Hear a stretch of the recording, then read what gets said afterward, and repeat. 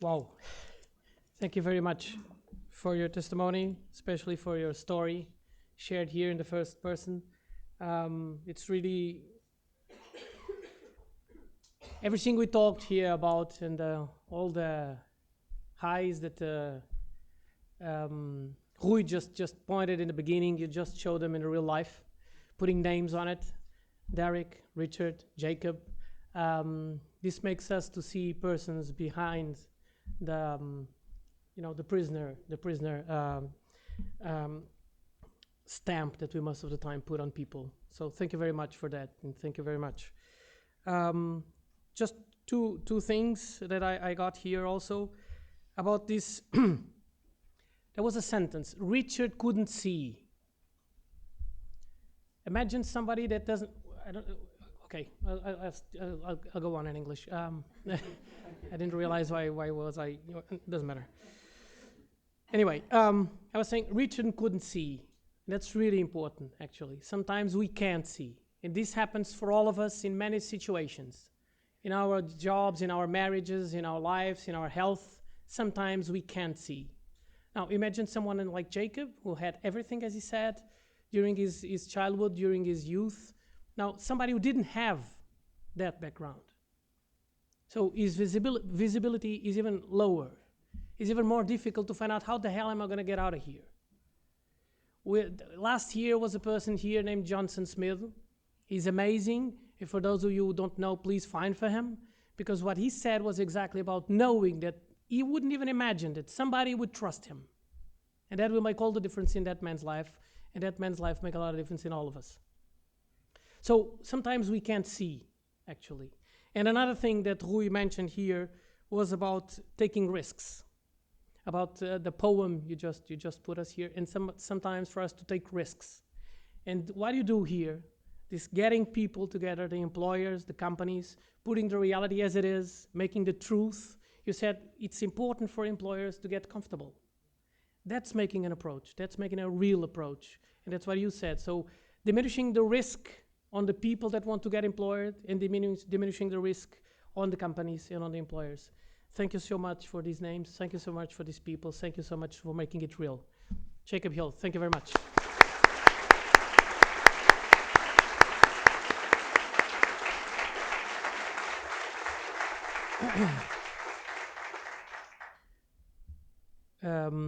Esta segunda parte vou continuar em francês. Passando à apresentação do nosso próximo momento, vou-lhe chamar assim. Vou começar com uma coisa que aprendi há pouco tempo, não há de facto coincidências, que desconhecia.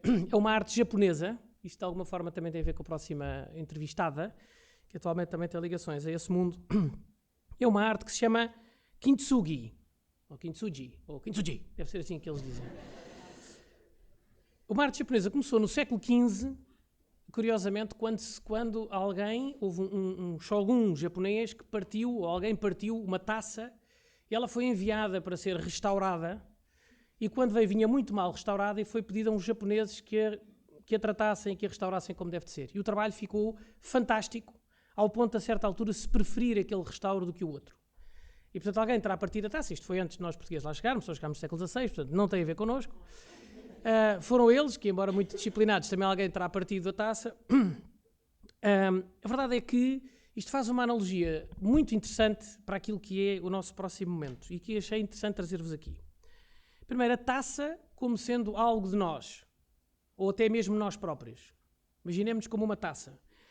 Isto hoje em dia faz-se como uma técnica, Então põe-se um pano à volta para embrulhar, que podemos definir o pano como aquilo que nos segura, sei lá, o amor à vida, o apoio dos amigos, a fé, a resiliência interior, qualquer coisa que nos faz segurar os nossos bocados quando eles são partidos. E, portanto, a taça é envolvida neste pano.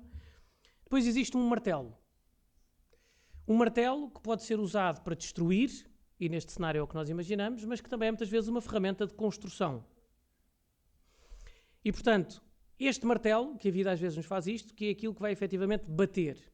Lembro aqui mais uma vez também o projeto do rugby nas prisões, onde este tema é um tema muito relevante, ou seja, quando nós batemos, quando embatemos, mas o respeito, o perceber aquilo que temos, o aceitar e a forma como abraçamos a vida nesse caminho. E, portanto, estas marteladas, até porque alguns deles parecem verdadeiros martelos pneumáticos, como nós vemos na televisão.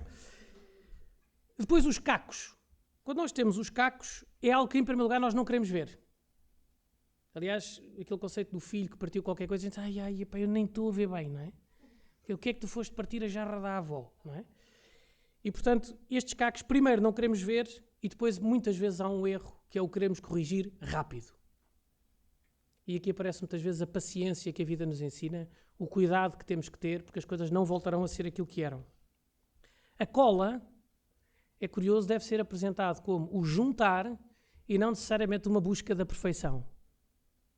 It's about getting together, it's about joining, not about perfection. E, portanto, é essa capacidade de juntar, que depois de nós juntarmos as peças é preciso limar, porque vai haver bocadinhos que já não fazem parte. Nós vamos ter que largar algumas coisas. E, ao mesmo tempo, vão ficar alguns buracos, que, como o músico e poeta Leonard Cohen dizia, é através desses buracos que a luz entra. E depois, as rachas que ficam. E o curioso disto é interpretar estas rachas, que são elas que contam a nossa história. Fazem como que um mapa daquilo que nós somos. Um desenho daquilo que é a história, que é sempre individual, que é sempre única de cada um. E quando os pintamos com ouro, porque Kintsugi significa corrigir ou juntar com ouro, e é usado o ouro, portanto fica um fiozinho de ouro, e o ouro não é para adornar, nem para disfarçar. É tão só para recordar e enaltecer aquele que é o trajeto e o mapa de cada um. E é isto que faz destas peças únicas. É, no fundo, um exemplo de uma volta à profissão depois do carimbo. É o título da nossa próxima intervenção. Há carimbos que desvirtuam o todo de cada um. É um carimbo, certo? É um facto, certo? Mas desvirtua aquilo que é o ser de cada um. Um episódio que se passou num barco em que um marinheiro, pela primeira vez na vida, um jovem impecável, mas meteu-se nos copos. Apanhou um pifo descomunal e no dia a seguir o comandante registou no livro o Zé ontem embebedou-se. E o rapaz foi dizer ao comandante, pá, mas escreva aqui uma coisa que isto foi a primeira vez e aliás a única que aconteceu, porque senão não se vai perceber. Vão achar que eu bebo todos os dias, não é? E o comandante disse, não, isto é um facto e os factos são para registar. No dia seguinte, o Zé registou no livro de bordo, hoje o comandante estava sóbrio.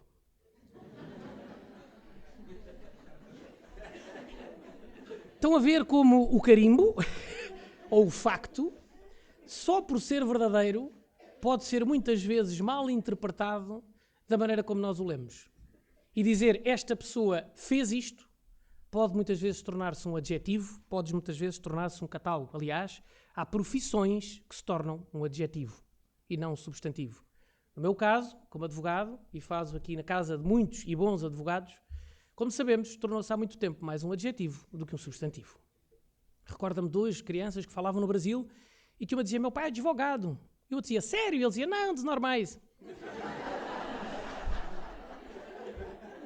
Então, é assim que funciona, não é? Então, ou seja, enfim, aqui, sobretudo nesta casa, são muitos bons e sérios os advogados que nos acompanham. Eu também faço por selo, mas é de facto um adjetivo e por isso cuidado com as profissões que também se tornam carimbos. E agora dizendo de uma maneira mais forte, há carimbos que muitas vezes partem mais do que os martelos. É isto que nós queremos desmistificar, é este registro de bordo que nós não queremos que passe de uma circunstância para o ser de cada um. Temos que ter a certeza de que existe uma mudança, de que a vida muda. Num dos projetos de solidariedade que tive há uns anos foi contar histórias às crianças que estavam internadas no Hospital de Santa Maria. Saía a hora do almoço, lá tirava a gravata, punha um chapéu, punha um porco, uma galinha na cabeça e lá fui partilhando um conjunto de mensagens que achei que faziam sentido fazê-la de lá está com amor e também com humor. Vou-vos poupar uma série de macacadas desta história, mas é uma história de uma menina que era pequenina e descobriu que a vida é como uma concertina. E o conceito é esse. É que muitas vezes o som estica, o sorriso é grande, temos muita gente à nossa volta e o abraço é forte e o som é um som bom. Mas muitas vezes o nosso coração aperta, temos menos pessoas à nossa volta, O mundo é muito mais estreito e o caminho muito mais apertado e o som é um som mau. Mas é nessa diferença de sons que está a música da vida. Porque a vida é música. Senão nós teríamos uma cacofonia. Teríamos uma... Que, aliás, no hospital quer dizer quinu, não é? Que não é por acaso. Porque a vida é assim. O coração bate para fora e para dentro. Nós inspiramos e expiramos. O próprio universo expande-se e contrai-se. E é esta dinâmica de vida que nós não podemos esquecer quando apanhamos estas pancadas, por vezes mais do carimbo do que do martelo. A minha reação para a mudança pode fazer a diferença. Dostoiévski, este sim um escritor, há bocado Ortega y Gasset um filósofo, Dostoiévski, enfim, filosofando através da escrita, se quisermos, uma frase que me marcou quando li há uns tempos dele. A coisa de que tenho mais medo é de não ser digno dos meus sofrimentos. Uma forma muito interessante de abordar isto. Como é que nos momentos baixos, como é que nos momentos difíceis, como é que nos momentos de escuridão eu consigo ser digno do meu sofrimento. Reparem a questão. Não é ultrapassar, não é esquecer, não é deixá-lo de fora. É ser digno do sofrimento que a vida me põe pela frente, abraçando a vida, encontrando o propósito, encontrando um caminho de fazer por um país, por uma sociedade, pelas pessoas em concreto. A próxima oradora assumiu essa realidade, confessando-se publicamente em 2013. E usa esta expressão porque é o título do seu livro que foi publicado em 2013. Ultrapassou depois o Jogo Duplo, foi também o nome da primeira novela de regressou à televisão em 2018, e que aqui faço numa analogia à duplicidade que referiu a Teresa no início, isto é, a vida na pena e depois da pena, que o Rui também trouxe, e fê-lo de alma e coração, a novela que entrou já em 2019. E assim vingou, não por um mero golpe de sorte, o nome da terceira novela. Vingou porque o fez no coração, vingou porque percebeu um ser para além da circunstância. Fê-lo atravessando o seu deserto do Sara e encontrando o norte da sua vida. Que, na verdade, ambos sempre estiveram dentro de si, pois sempre fizeram parte dela, do seu nome, Sara Norte. Queria a Sara para chegar aqui, por favor. Uma salva de palmas para a Sara Norte.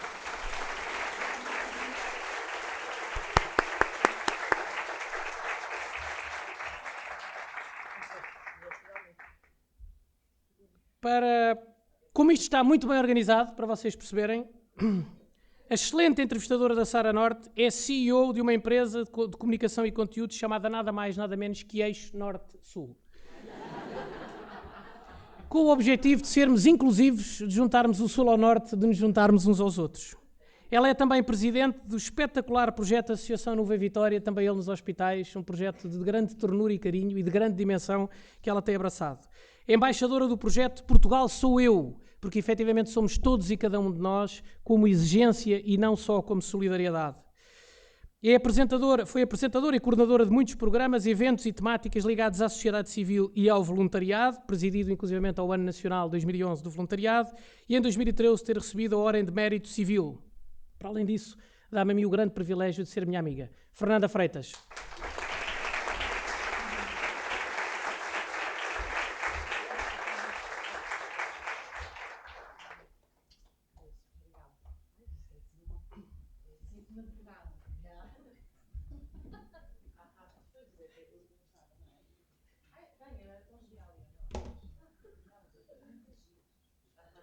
Está ligada? Agora está.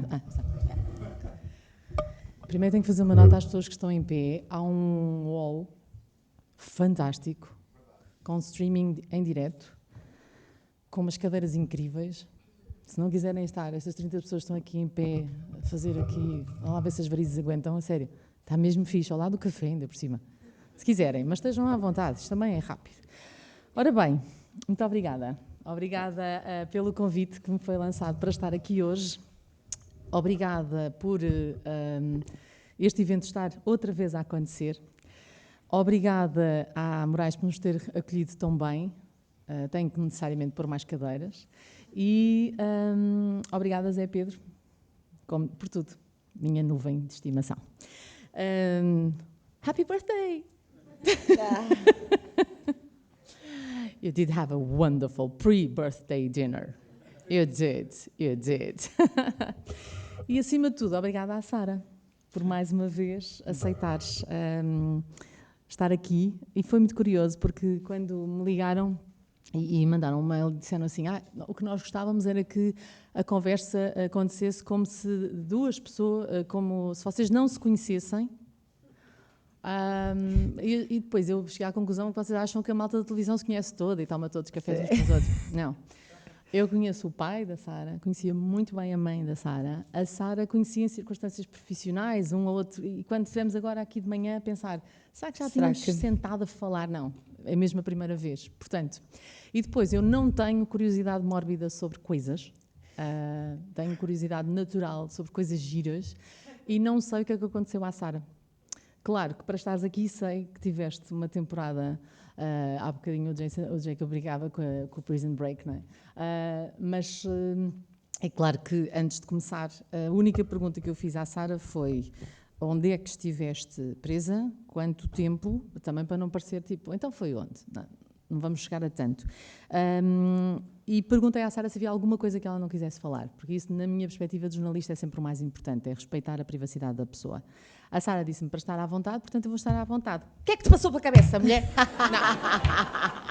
Não vou começar por aí, porque eu não sou advogada, nem juiz, não tenho que fazer isso. Não.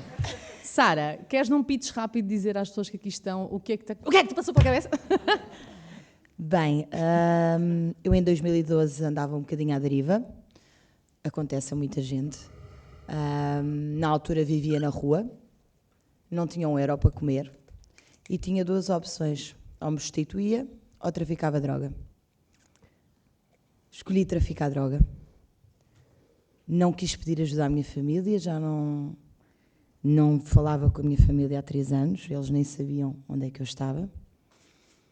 E até que decidi fazer as viagens, já não era a primeira vez que a fazia, e até que fui presa uma primeira vez, em Espanha é-se libertado quando se leva até 2,5 kg de AX, ficando com uma pena suspensa.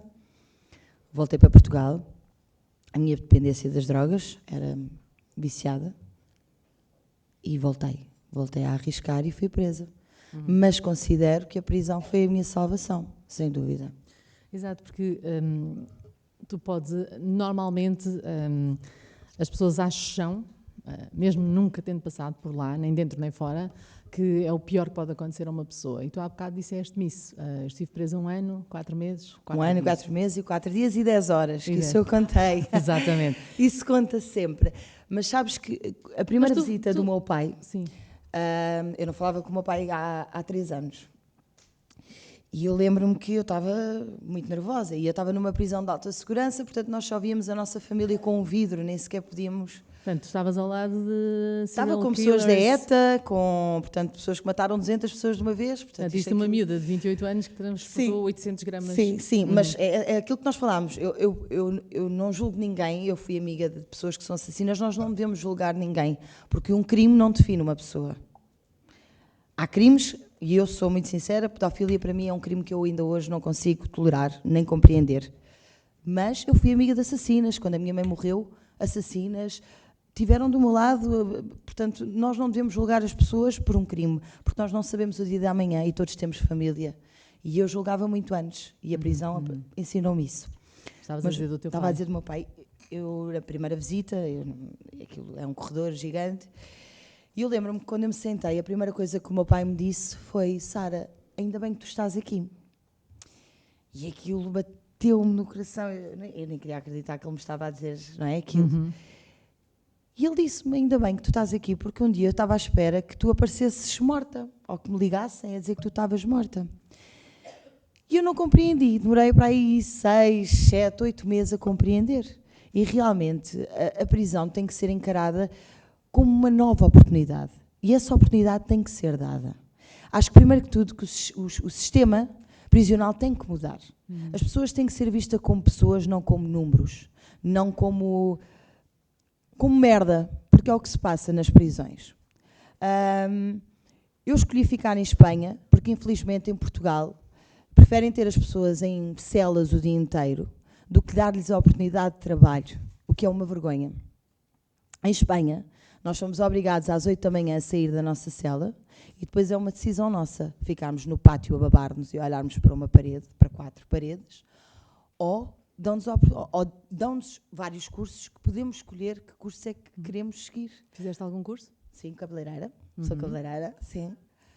Podia ter sido pasteleira, poderia... Eu depois tive também um trabalho voluntário, trabalhei numa biblioteca, porque também não quis tirar o lugar das pessoas que precisavam realmente ganhar dinheiro, então tinha um trabalho voluntário, mas sinto que em Portugal não há essas oportunidades. Mas tu conheces, ou seja, tu conheceste a realidade espanhola por Mas dentro, tenho várias literalmente. amigas presas Exatamente. em Portugal e sei que não há oportunidades. E que as que há são muito escassas. Há pessoas que dentro da prisão, quem não tem uma família que os ajude, passa fome. Porque as comidas, quando há crises, não é? Onde é que se corta? Na comida dos hospitais, na comida das prisões. Há pessoas que passam fome dentro das prisões. Há pessoas que não têm dinheiro para comprar um shampoo ou que não têm 5 euros para comprar um cartão para ligar para a família. E tem que haver condições para as pessoas terem o dinheirinho delas. As pessoas que cometeram um crime, mas têm a oportunidade de se reerguer, de ganharem horários, de ganharem gosto por si. Eu, quando entrei na prisão, eu pesava 45 ou 48 quilos. Eu era toxicodependente. Eu comecei a gostar de mim na prisão e, como eu, houveram 20, 30, 40, 50 raparigas como eu. E eu acho que tem que se começar a olhar para as prisões como um começar de novo e não como umas férias, que é o que se passa. Esta questão do carimbo, não é? Eu gostei muito, como sempre, eu gosto muito quando vejo que as sessões onde eu participo, felizmente, têm acontecido variedíssimas vezes. As sessões onde eu vou fazer uma moderação a serem apresentadas pelo Zé, e tenho esta benção de aprender sempre histórias incríveis. Esta história da taça é genial. A ligação ao Japão, eram umas lojas, não é, com quem trabalhavas. Sim. E o sushi, que tu adoras. E o Japão, que tu gostavas de visitar. Sim, Aliás, eu e a Sara podemos ir, com o patrocínio da Moraes, visitar o Japão e fazer lá um trabalho sobre as prisões no Japão. Just in case. Olha. Até porque a Sara pode desenvolver um projeto de teatro em português no Japão. No Japão, sim. Eu acho que tem tudo a ver. Fica só a ideia. Mas atenção, a ideia nasceu aqui comigo. Ai, de quem vai com a Sara. Nem eu ia. Não, claro que não, estou a brincar. Mas esta história da taça, ele estava a contar esta história e eu só pensava... eu acho que dos meia hora que estivemos ali atrás a falar, eu percebi os teus filamentos de ouro. Porque, de facto, tu tinhas tudo para continuar uma taça completamente partida, não é? Porque o normal, a assunção que nós temos de fora é, ok, esta miúda sofreu um processo, escolheu traficar a droga, ninguém te pergunta qual era o lado B da escolha, e tu disseste. E obrigada por essa partilha. E, portanto, foi presa, teve o que mereceu, e se ela saísse e voltasse a consumir, era normal. E se ela se suicidasse na prisão, também era normal. Se ninguém ligasse nenhuma, era normal. E que estranho, agora estamos outra vez a dar oportunidade a esta ganda maluca. Sentiste isto, este carimbo? Senti. Eu tento sempre pensar que será curiosidade por estarem com uma ex-presidiária, que no meu meio não há ninguém. Ainda? Ainda, sim. Ainda, sim. Espero que não, também não seja isso a ninguém. Mas senti, durante muitos anos mesmo. Eu lembro-me que a primeira novela que fiz, que foi em 2000, eu, quando saí da prisão, tive logo 2 anos ligada à RTP. Eu tive 1 mês a comer sozinha num refeitório, porque ninguém se queria sentar ao meu lado. Portanto, estas coisas existem. Mesmo pessoas com quem já tinhas trabalhado? Penso que não haveria ninguém. Depois conheci realmente o meu núcleo, depois... Pronto, dava-me com o meu núcleo. Mas tive 1 mês em que ninguém me falava. Mas estavas a trabalhar com as pessoas, não estavas lá a olhar para exatamente. as pessoas. E senti isso durante muitos anos. Sabes que haveria sempre, será que ela vai chegar atrasada? Será que ela vai aparecer aqui toda drogada? Será que... O que é uma estupidez. Porque eu sempre, mesmo quando não estive a trabalhar na televisão, eu sempre tive outros trabalhos. Eu sou atriz, eu costumo dizer, sou atriz quando me deixam. Quando não me deixam, eu tenho que ir servir às mesas ou tenho que ir fazer outras coisas, não é? Porque eu tenho contas e... Não te esqueças, podes sempre arranjar o cabelo de algumas pessoas em casa, não é? Sim, só não aprendi a cortar, porque lá as tesouras eram realmente proibidas. Pois, faz sentido. Faz algum sentido, não é? Sim. Mas, o que é que estávamos a falar agora? Já me esqueci. Estávamos a falar de quando almoçaste almoçava. sozinha durante... Mas senti, e sinto que as pessoas sentem... E quando alguém se sentou à tua frente, a primeira vez, ou ao teu lado, o que é que sentiste? Sorri, sabes? Porque Fez-te eu perguntas, não tinha julgo. curiosidade? Sim, e muitas vezes eu, quando começo um projeto novo, etc., as pessoas vêm sempre perguntar. E eu não tenho problema nenhum em falar disso. Porque eu acho que se deve desmistificar. Claro. Na prisão, ao contrário do cá nos filmes, não é tudo mau, nem tem tudo a dizer bandido. Eu costumo dizer, os maiores bandidos não têm bandido escrito na testa. Não é? E vemos isso ultimamente.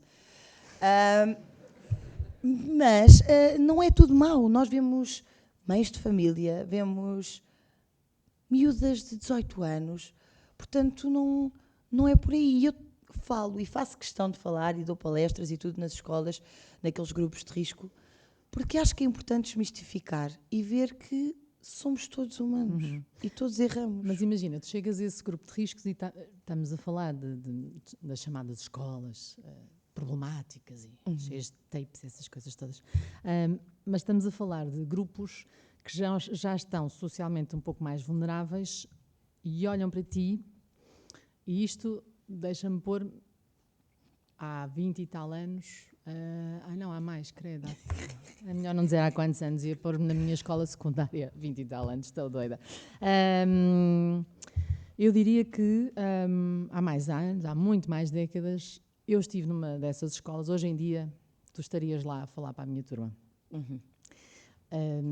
Nós éramos uma turma pequena, na altura ainda acontecia-nos ter turmas pequenas, mas pá, e dos 22 que nós éramos, só pá, e 3 de nós que eu conheço é que estão bem alinhados no sentido convencional da coisa, mas temos muitos amigos a irem para a cadeia, muitos vizinhos meus a irem para a cadeia, e eu pergunto-me, se tu tivesses ido falar com estas e estes miúdos, o que é que tu lhes dizias? Porque no fundo nós agora olhamos para a Sara e a Sara está fixe, portanto a prisão foi a melhor coisa que lhe aconteceu, se calhar também posso ir para a prisão. Não, mas a questão é que eu não lhes mostro a prisão como uma coisa fixe, não é? Na prisão apanhamos guardas bons como apanhamos guardas maus. Eu 2 dias depois da minha mãe morrer ataram-me, porque eu tive um ataque de ansiedade, ataram-me pés e mãos. Eu fiz, fiz cocó, xixi pelas pernas abaixo. Portanto, a prisão não é, isto é lindo. Eu tirei foi partido das coisas boas que me poderiam tirar daquele inferno. Por aí criei o meu grupo de teatro, trabalhava na biblioteca porque podia ler livros à vontade, sem limitações. A prisão, esses miúdos, eu mostro-lhes a dura realidade, não é? Claro, e o que é que me levou lá? Eu vivia na rua, eu pedia. Portanto, a prisão não é um mar de rosas, e é isso que eu lhes explico, que não vale a pena chegar lá. Ok. Só para ficar sim, não. Pronto, não. Aqui, a pessoas crescidas, tu dizes exatamente. Que foi o melhor porque... Foi o melhor porque realmente eu aproveitei essa oportunidade. Exato. E pude juntar a minha família, e hoje em dia tenho o apoio da minha família, que não teria, se calhar até já nem estava aqui. Pois. Ou seja, aquele medo do teu pai podia ter acontecido. Sim, não é? Claro que sim. Tu, de facto, quando regressas, a imagem da Fênix, eu acho um bocado já déjà vu, não é? O meu pai, por acaso, chama-me Fênix. Estás a ver? Mas eu acho déjà vu no sentido que temos que ser mais até do que a própria Fênix, porque alguma vez sentiste que estavas mesmo down e que já não valia a pena? Ou seja, uma Fênix queima tudo e depois renasce. Quando a minha mãe morreu na prisão. Quando a minha mãe morreu, eu na altura eu fazia atletismo. Tenho o recorde daquela prisão de salto em comprimento. Toma, Espanha. Sim, Espanha, e quando a minha mãe morreu, eu na altura estava a tirar também o curso de cabeleireira e durante um mês fui contra aquilo, sabes, às vezes nós cuspimos para o ar e depois eu criticava aquelas pessoas que andavam lá a tomar drunfos e a babarem-se, não é? Para o tempo passar mais rápido. E durante um mês voltei a recair em termos de substâncias e estive a consumir esses comprimidos e engordei cerca de 10 quilos no mês. Até que eu olhei realmente ao espelho e pensei, não era isto que ela queria e bora lá, outra vez, não é isto que me vai deitar abaixo. Mas foi o único momento assim. Depois cá fora, já houve momentos em que duvidei realmente que seria possível dar a volta e fazer aquilo que eu amo, que é representar, mas graças a Deus que o ano passado fui ao Alta Definição e sou agradecida para sempre ao Daniel Oliveira por me ter dado a oportunidade de ter voz, já que tanta coisa foi escrita e tanta mentira. Isso imagino, não é?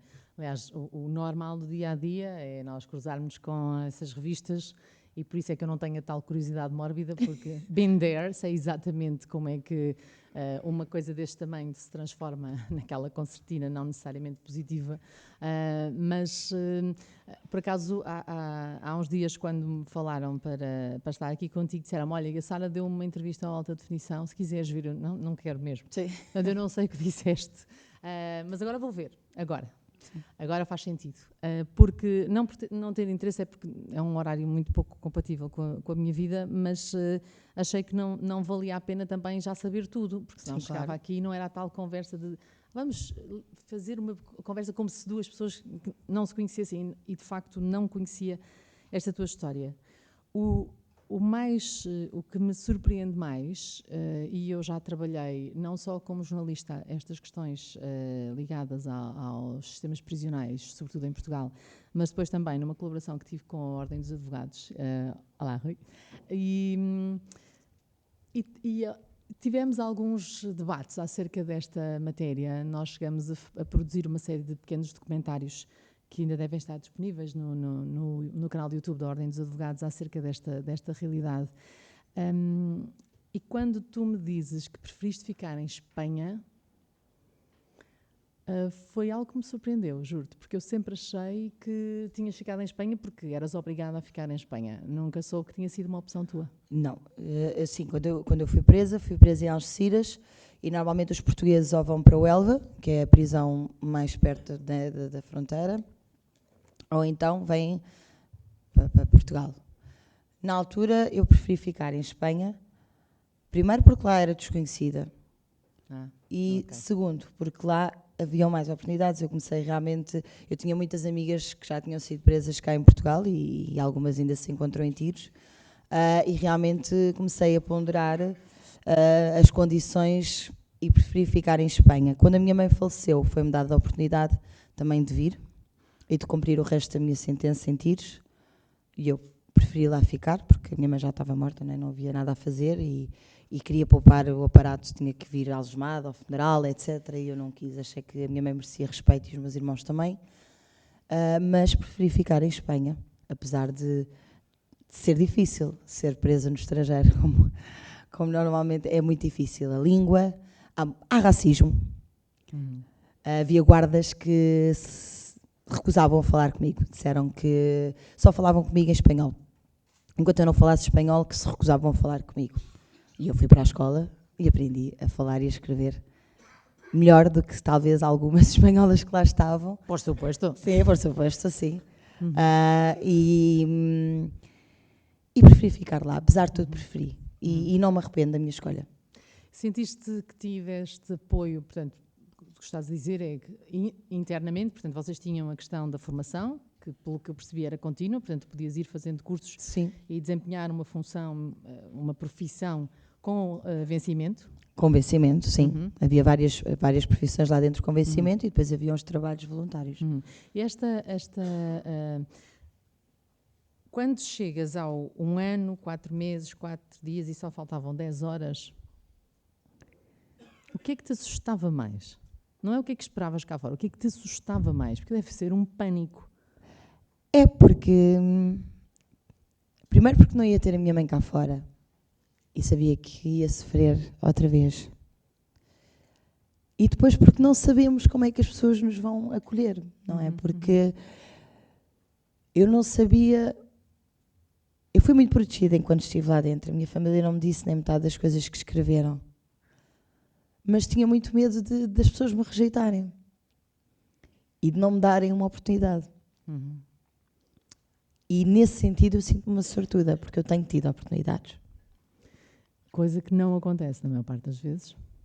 Não acontece e as pessoas normalmente voltam a fazer as coisas porque não têm oportunidade. Eu tinha amigas minhas que estavam comigo em Espanha e diziam-me, olha, tenho a liberdade amanhã, e para onde é que eu vou?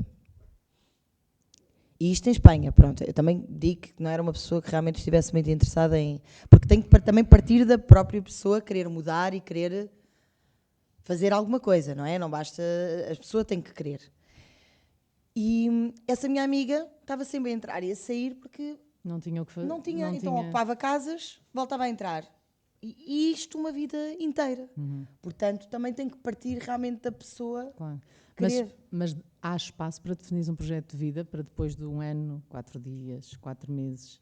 Ai, tu tens muito tempo para pensar, mas por mais que tu penses, tu não sabes bem como é que as coisas são. Eu lembro-me quando saí, os cheiros, era tudo diferente, porque lá não se usa perfume por causa das pessoas que são alcoólicas. Eu via mal ao longe, porque lá estamos sempre com muros. Foram experiências...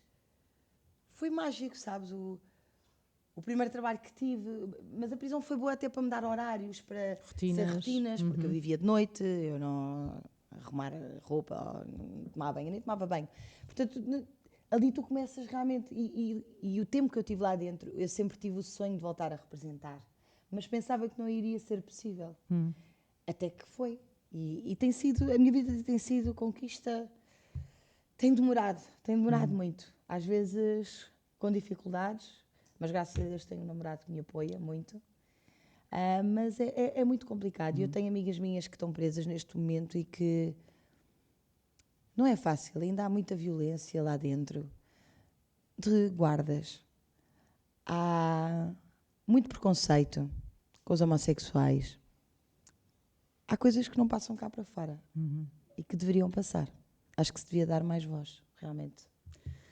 Tu que estiveste lá dentro, mesmo sendo em Espanha, sei que uma das coisas que me disseste há pouco é que gostavas mesmo de fazer um trabalho pro bono em relação a esta população que está dentro das tais 4 paredes em Portugal. Sim. Portanto, queres usar o teu know-how, queres usar os teus skills, as tuas competências enquanto atriz para ajudar estas pessoas. Como é que encaras estes apoios que nós estávamos a falar, por exemplo, o exemplo anterior que trouxemos da Inglaterra? Faltam-te 4 minutos, eu tenho aqui. O exemplo que trouxemos da Inglaterra, este tipo de apoios são essenciais, mas a pessoa, como dizias há pouco, tem de os aceitar na sua vida, na sua nova reconstrução de vida. Mas são essenciais? São essenciais. A oferta? São essenciais. Claro que sim. Tem que se dar a oportunidade às pessoas e se tem essa possibilidade, eu acredito que a maior parte das pessoas, como vive no inferno das prisões, iria aceitar. Coloco quase as minhas mãos no fogo. Portanto, devia haver mais. Devia haver mais e as pessoas deviam realmente apostar, até porque, sei lá, eu acho que fazer o bem é tão, não é? E realmente há pessoas que precisam e há pessoas que... Toda a gente tem direito a uma segunda oportunidade. Quem é que não errou? Toda a gente erra. Portanto, eu acho realmente bom que hajam mais iniciativas como esta e que as pessoas apoiem, porque, como disse, não é um erro nem um crime que define uma pessoa. E quando falavas do voltar e do teu medo de regressar, é claro que tens uma profissão muito específica, se bem que poderias perfeitamente sair como cabeleireira, agora sim a manejar tesouras. Mas imagina que tinhas decidido, adorei fazer isto, quero mesmo ser cabeleireira. Eu estive a pensar há uns tempos. Eu tive, até porque eu tirei o curso em Espanha, então tenho que pedir ao governo espanhol para me mandarem o meu diploma. E quando estive agora sem trabalho, tive 2 anos sem trabalhar, eu estive a ponderar todas as profissões e tive para ir trabalhar para o cabeleireiro de uma amiga minha. Portanto, iria, e um dia que esteja desempregada, é um instrumento que tenho. Exato. E não tive lá mais tempo, se tivesse, tinha tirado todos, de padeira, havia de jardinagem, portanto, havia ali, saía de lá... Porque o saber, de facto, O saber não ocupa lugar. A grande questão é, se quisesses ir para chamemos-lhe um grande cabeleireiro, achas que te abriu uma porta? Agora, talvez sim. Há um ano, não. Portanto, o que seria necessário era que, e estamos a falar de cabeleireiros para não ferir suscetibilidades, qualquer empresa no geral, sentes que podia no âmbito da sua responsabilidade social, pensar um bocadinho mais nestas questões, não é? Eu acho que sim. Porque é o que eu digo e repito isto. Eu conheci pessoas na prisão extremamente responsáveis e trabalhadoras e que recebiam e nunca faltavam, mesmo doentes, iam trabalhar. Portanto, por que não dar? Somos pessoas, respiramos, cagamos, somos todos iguais. Portanto, por que não dar a oportunidade a essas pessoas se elas têm realmente a vontade de mudar? E acho que se as pessoas têm vontade de mudar, por que não devemos dar a mão? Há tanta gente cá fora que não aproveita as oportunidades. Olha, eu adorava agora, no fim, ter todo o skill do Zé e ir buscar um Dostoiévski desta vida, mas não fui, propositadamente, porque sei que, basicamente, o Zé... Vês? Isto é... Cala-te. Não sei calar isto, juro. Já sei, pronto. Eu ponho temporizadores, depois não sei desligar. E de facto, eu ontem pensei, ok, e depois da nossa conversa, que é suposto não estar aqui ninguém à volta, não é? Como é que eu vou acabar isto? E sabendo que estava aqui o Zé Pedro, disse, não é preciso me preocupar, que ele depois faz vão ver. Olha, eu a criar expectativas. Ele vai fazer um wrap-up fantástico. Portanto, eu vou terminar com as 2 melhores palavras deste dia para mim. Sara Norte. Opa, obrigada. Muito obrigada. Obrigada mesmo. Obrigada mesmo. Obrigada.